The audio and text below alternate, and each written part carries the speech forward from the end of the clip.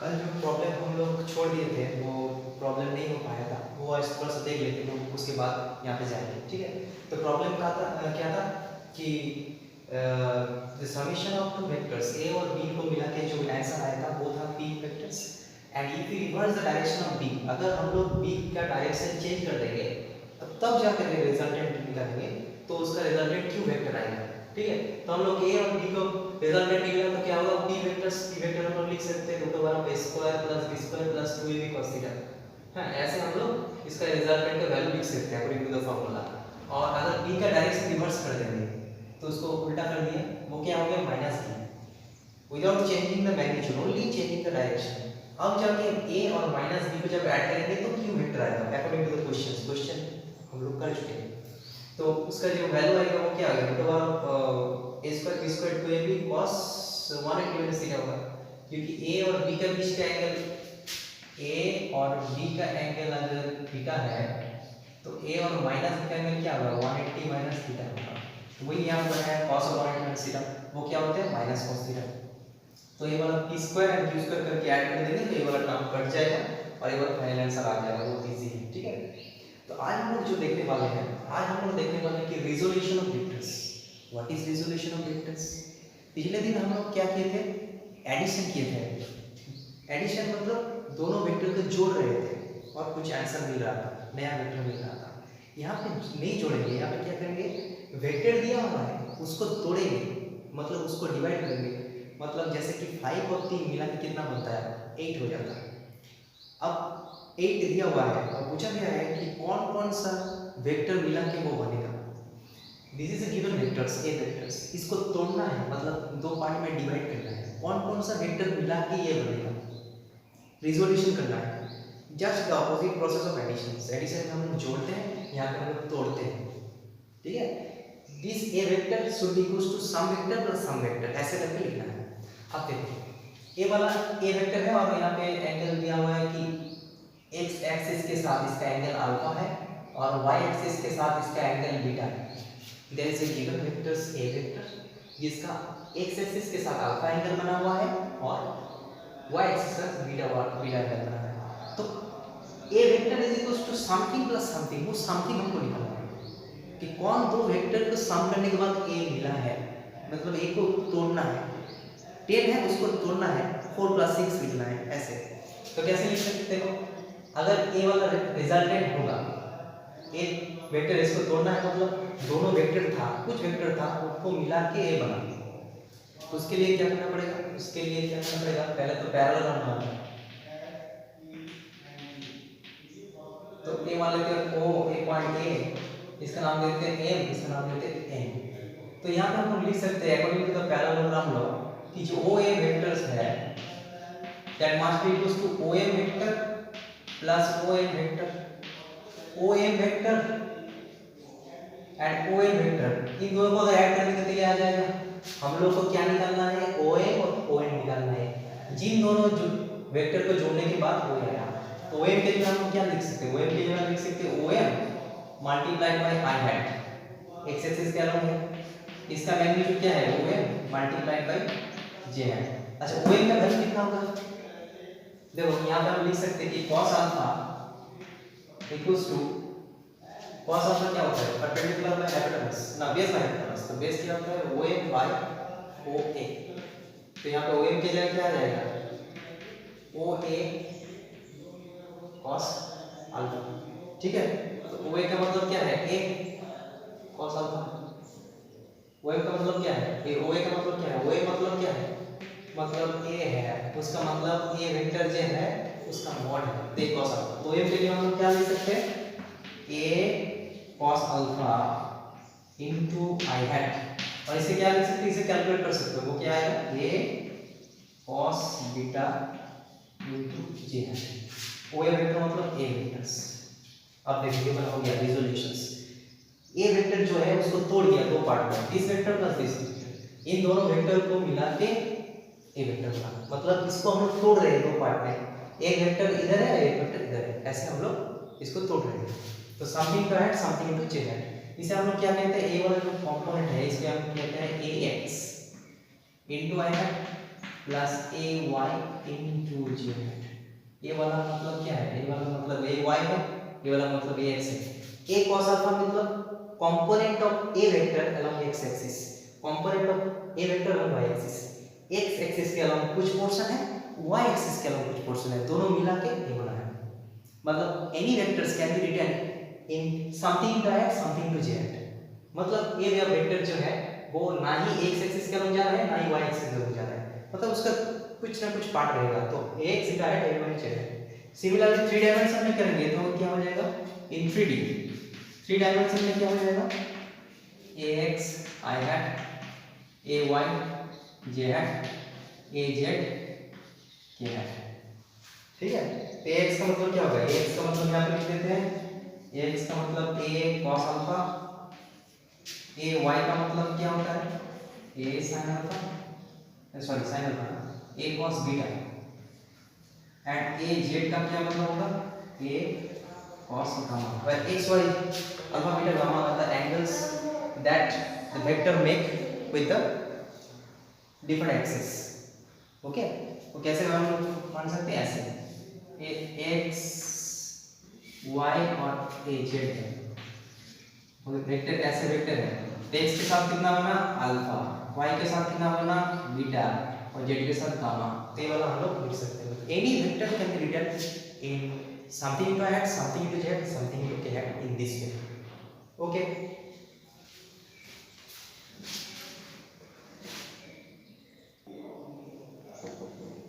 अच्छा तो 2 डायमेंशन में क्या होता है, 2 डायमेंशन में ए वाला जो कंपोनेंट डिवीजन है वो थोड़ा सा और इजी हो जाता है, क्योंकि ए वाला का थीटा है तो यहाँ पे क्या होगा, a cos थीटा होगा, और ए अगर थीटा इसका मतलब क्या होगा 90 माइनस थीटा, तो इसमें इसको करेंगे तो क्या हो जाएगा, ये sin थीटा हो जाएगा। ठीक है, तो ये कंपोनेंट जब हम लोग 2 डायमेंशन में कंपोनेंट डिवाइड करेंगे तो जो जिसमें थीटा लगा हुआ है उसमें कितना कंपोनेंट रहेगा, a cos थीटा, और इसके एक पार्ट इधर रहेगा a sin थीटा, उसका जो थीटा नहीं है उसमें a sin थीटा रहेगा। मतलब किसी भी वेक्टर को हम लोग 2 कंपोनेंट में डिवाइड कर सकते हैं, इधर है इधर है। ठीक है, किसी भी वेक्टर को हम लोग 2 कंपोनेंट में इजीली डिवाइड कर सकते हैं। देखो हम लोग जो 2 वेक्टर को ऐड कर सकते हैं तो 2 वेक्टर हम लोग तोड़ भी सकते हैं as a summation of 2 vectors. उसमें क्या हो जाता है, बहुत सारे प्रॉब्लम इजीली हम लोग सॉल्व कर सकते हैं। वहाँ पे एक प्रॉब्लम है हम सॉल्व कर सकते हैं, यहाँ पे तीनों वेक्टर्स है, एक तो है p वेक्टर्स, एक 3p वेक्टर है, 2p vectors, and they are different moving in different directions. तो यहाँ पे पूछा गया कि तीनों मिला के कितना बनेगा, तो अगर तीनों मिला के कितना बनेगा वो हम देखें नॉर्मल मेथड में करेंगे, जो root over a square b square 2a cos theta वाला मेथड है, तो वो बहुत ही लेंथी हो जाएगा। इसको दोनों को ऐड करेंगे, इसके बाद डायरेक्शन निकालेंगे, मैग्नीट्यूड निकालेंगे, फिर जो वेक्टर निकलेगा उसके साथ इसको ऐड करना पड़ेगा, तो बहुत ही टाइम लग जाएगा। लेकिन हम लोग कंपोनेंट डिवाइड करके उसे हम लोग शेप में ला सकते हैं। कैसे शेप में ला सकते हैं, मतलब वो हम लोग क्या करें, ये वाला जो है इसको हम लोग x एक्सिस पकड़ लेते हैं और इसको हम लोग y एक्सिस पकड़ लेते हैं। ठीक है, अब देखो ये वाला तो एक्सिस के अलोंग है, इसको कोई छेड़छाड़ नहीं करना है, जो एक्सिस के अलोंग है वो रहने दो।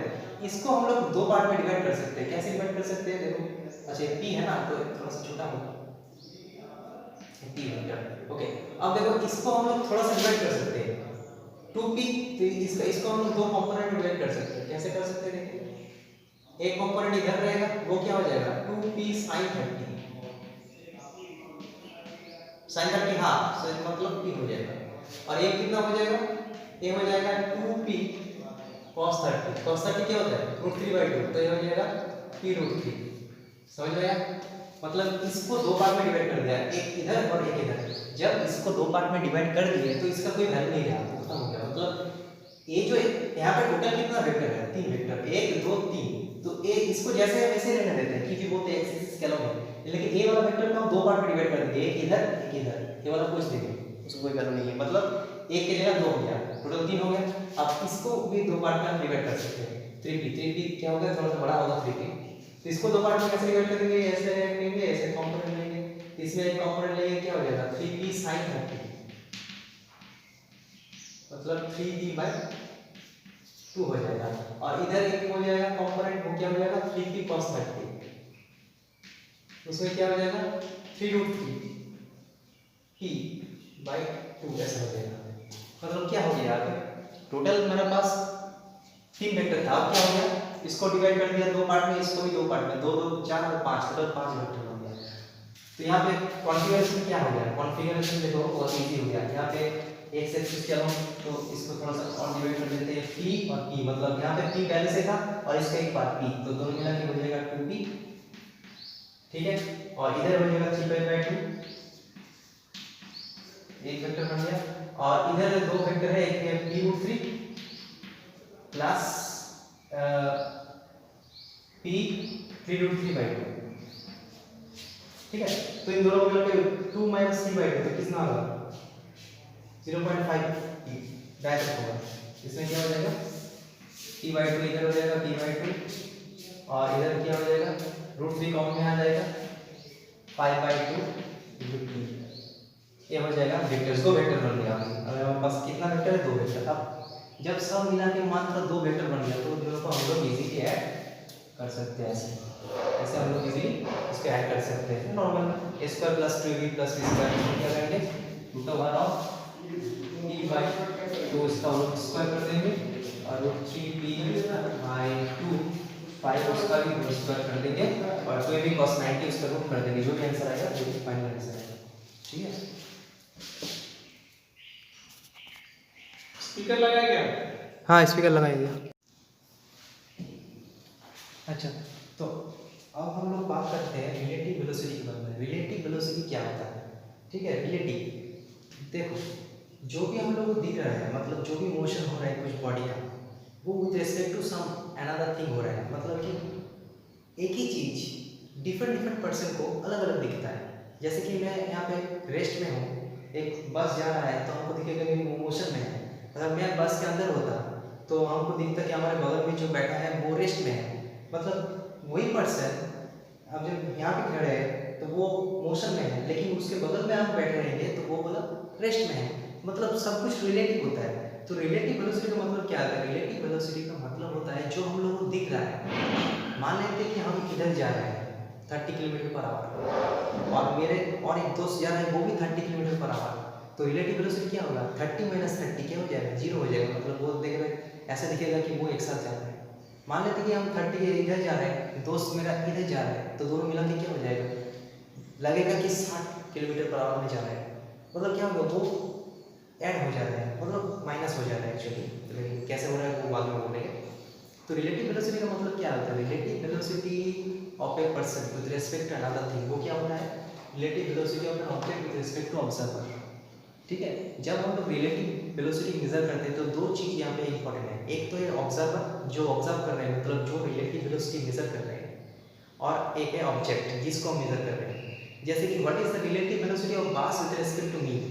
जब हम लोग ये बात बोल रहे हैं कि रिलेटिव वेलोसिटी ऑफ बास विद रिस्पेक्ट टू मी, इसका मतलब बास हो गया ऑब्जेक्ट, बास को हम ऑब्जर्व कर रहे हैं, और विद रिस्पेक्ट टू मी कौन ऑब्जर्व कर रहा है, मैं ऑब्जर्व कर रहा हूँ, मैं ऑब्जर्वर हो गया और वो हो गया ऑब्जेक्ट। तो ये बहुत ही इंपॉर्टेंट चीज़ है, कौन ऑब्जर्वर है और कौन ऑब्जेक्ट है, इसको डिसाइड करना बहुत ही जरूरी होता है। तो रिलेटिव वेलोसिटी का फॉर्मूला क्या है, velocity of object minus velocity of observer, ठीक है। वैसे क्या लिखे, relative velocity of A with respect to B, with respect to B. जब ये बात हम बोल देते हैं उसका मतलब है कि यहाँ पे ऑब्जेक्ट क्या है, ए है, with respect to B, B measure कर रहा है मतलब ये ऑब्जर्वर है। तो यहाँ पे क्या हो जाएगा, relative velocity of A with respect to B, B vectors A B is equals to B A minus B B.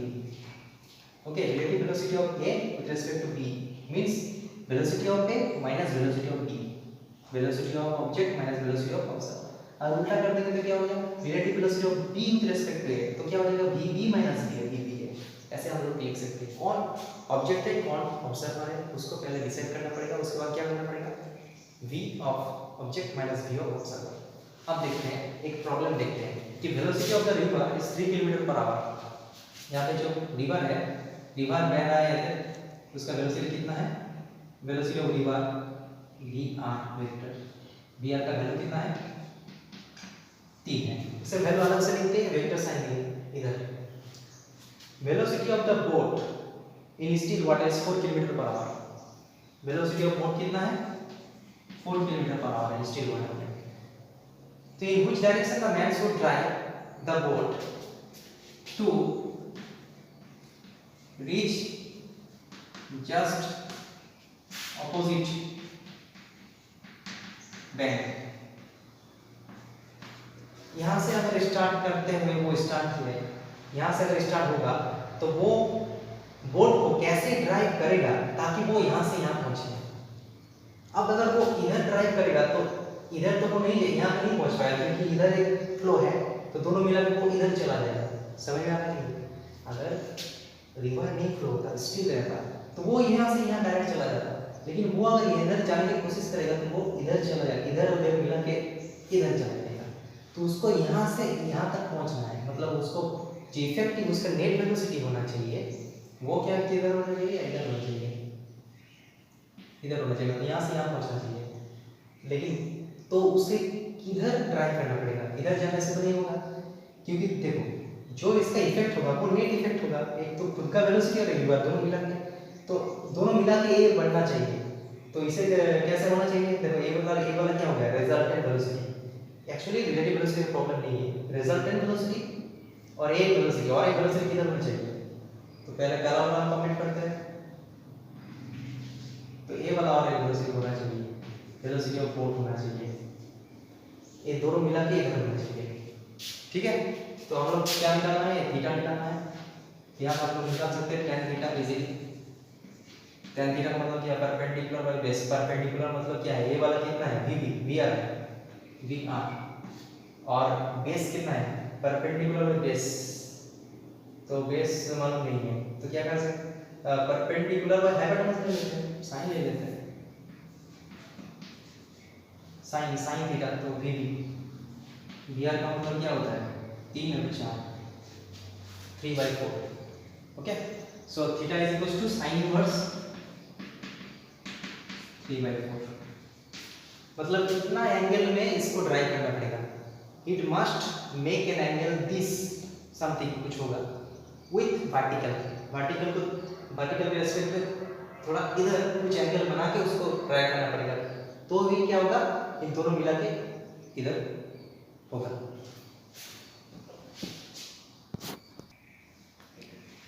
तो यहाँ पे हम लोग एक प्रॉब्लम सॉल्व कर लेते हैं। यहाँ पे एक प्रॉब्लम दिया हुआ कि a body is acted upon by force 10 Newton with an angle 30 degree. मतलब यहाँ पे बॉडी में मान लेते हैं कि बॉडी इसको कोई 30 डिग्री एंगल पे ऐसे एक फोर्स लग रहा है। फोर्स कितना लग रहा है, 10 न्यूटन फोर्स यहाँ पे लग रहा है, which is making 30 degree with x axis। ये x axis है और ये y axis है, मान लेते हैं y axis है। So this body is acted upon by force 10 Newton making an angle 30 degree with the x axis। तो इसका वर्टिकल और हॉरिजॉन्टल कंपोनेंट निकालना है। तो इसको तो हम निकाल सकते हैं, ऐसे निकाल सकते हैं, ऐसे इसको पैरेलल बना लेते हैं। इसके बाद ये वाला एक कंपोनेंट मिलेगा, ये वाला कंपोनेंट मिलेगा। वर्टिकल हॉरिजॉन्टल कंपोनेंट क्या मिलेगा, ये थीटा लगा हुआ है, मतलब ये क्या हो जाएगा, 1 cos थीटा हो जाएगा, 1 cos 30, तो मतलब 10 cos 30 मतलब कितना हो जाएगा, 5√3। cos 30 मतलब क्या है, 3/2 और 10 कट जाएगा, इतना न्यूटन इसका। और इस ए वाला कंपोनेंट कितना हो जाएगा, ए वाला हो जाएगा 10 sin 30 मतलब 10/2 मतलब 5 हो जाएगा, 5 न्यूटन। मतलब एक इधर कंपोनेंट का 5√3 और इधर 5 रहेगा, मतलब इसको दो टुकड़े में हम लोग डिवाइड कर दिया वेक्टर को। ए वाला कंपोनेंट डिवीजन है और कुछ अलग कुछ नहीं है। ठीक है, तो एक 2 डायमेंशन में क्या होता है, जिसमें थीटा लगा हुआ होता है उसमें उसका cos कंपोनेंट रहता है, जिसमें थीटा नहीं रहता है उसका sin कंपोनेंट रहता है। ठीक है,